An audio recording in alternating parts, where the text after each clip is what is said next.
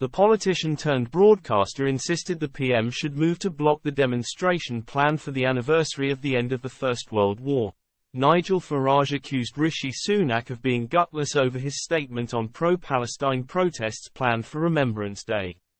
The Prime Minister this afternoon condemned the provocative and disrespectful rally due to take place in central London on November 11. But Mr. Farage insisted Mr. Sunak should move to block the demonstration. The former UKIP and Brexit party leader said, "Our Prime Minister should simply say that we will block the pro-Palestine rally from taking place on Armistice Day.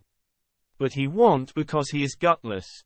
Thousands of demonstrators demanding a ceasefire in the Israel-Hamas conflict are set to take to the streets of London on Remembrance Day, sparking fears events commemorating the nation's war dead could be disrupted.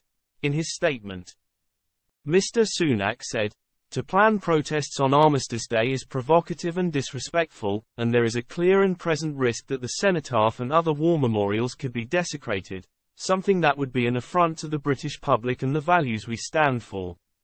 The right to remember, in peace and dignity, those who have paid the ultimate sacrifice for those freedoms must be protected. I have asked the Home Secretary to support the Met Police in doing everything necessary to protect the sanctity of Armistice Day and Remembrance Sunday." Mr. Farage's close ally Richard Tice has called on the government to ban the protests.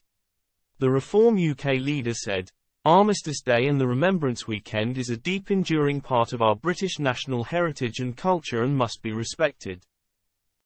Reform UK calls for the Armistice Day Free Palestine and related marches to be banned in the UK next weekend. This should be enforced by all means necessary. Anyone attempting to defy the ban is liable to be fined, and any foreign nationals will have their visas permanently revoked on the basis they do not respect our British customs, values and way of life.